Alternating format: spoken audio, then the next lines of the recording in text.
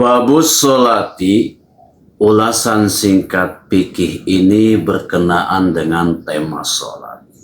Di awal bahasan ini, penyusun kitab Syekh Zainuddin Al-Malibar menjelaskan pengertian sholat baik secara terminologi syara ataupun bahasa.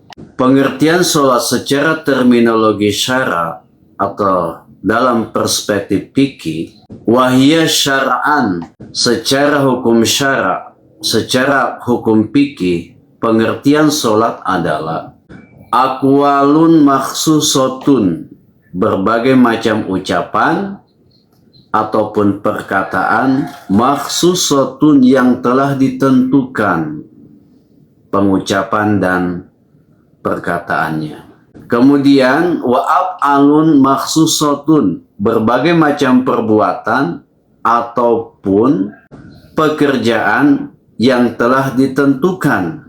Jadi antara ucapan dan perbuatan, ketika sudah masuk sholat, perbuatan dan ucapan tersebut telah ditentukan penggunaannya. Jadi tidak sembarangan.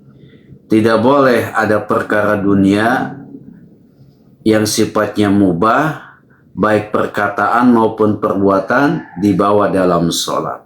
Karena berpotensi bisa membatalkan sholat kalau di dalamnya tidak ada uzur syara. Nah, kapankah sholat ini kita mulai? Ketika kita sudah berdiri, bagi yang sholatnya berdiri.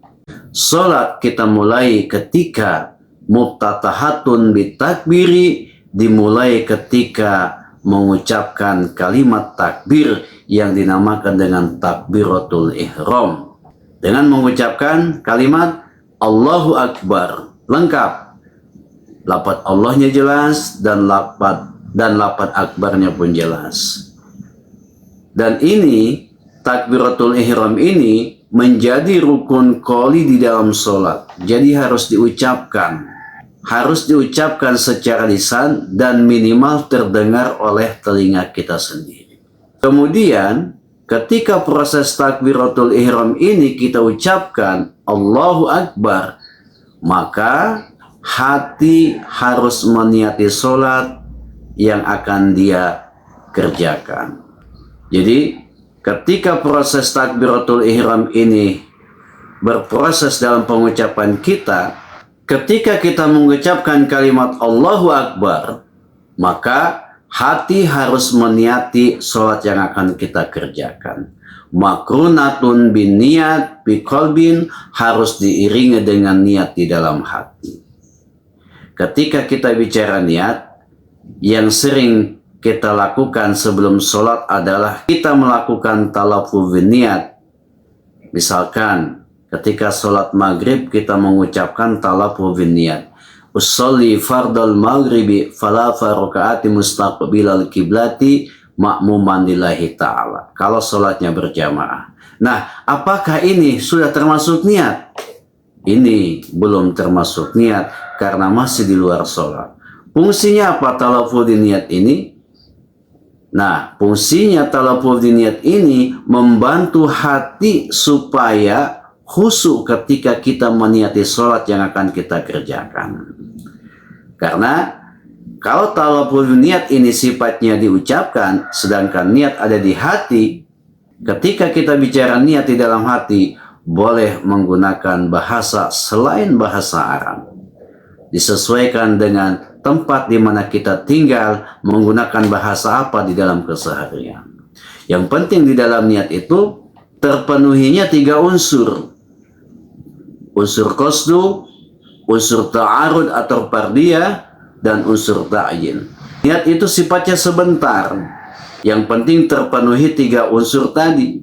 Unsur qasdu, unsur ta'arud atau pardiyah, ataupun unsur ta'yin.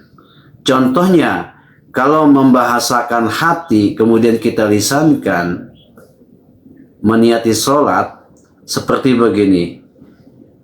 Niat saya sholat fardu zuhur.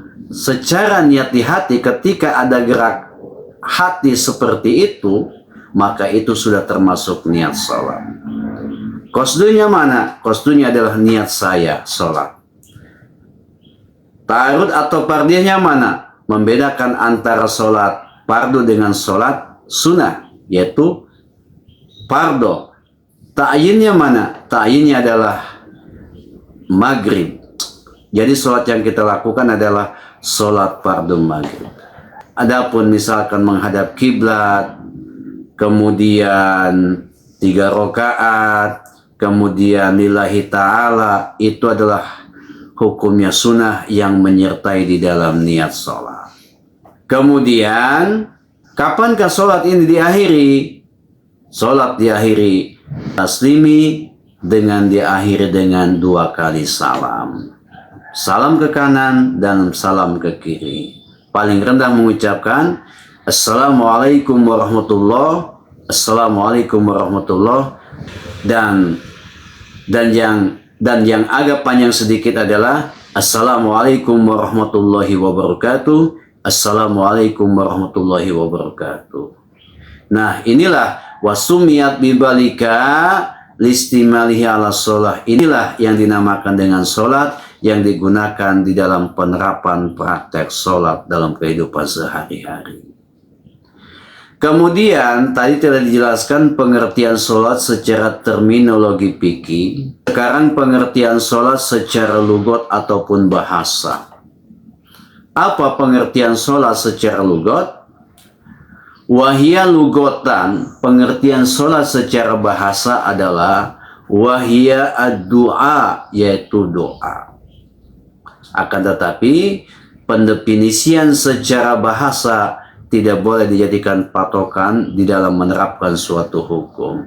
Al-lugat la tuthbitul ahkam, pendefinisian secara bahasa tidak boleh dijadikan hukum di dalam penerapannya. Karena kalau dijadikan hukum, penerapan hukum akan acak-acakan.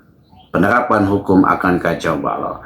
Makanya yang digunakan dalam sholat yang real adalah pendefinisian sholat secara terminologi syara.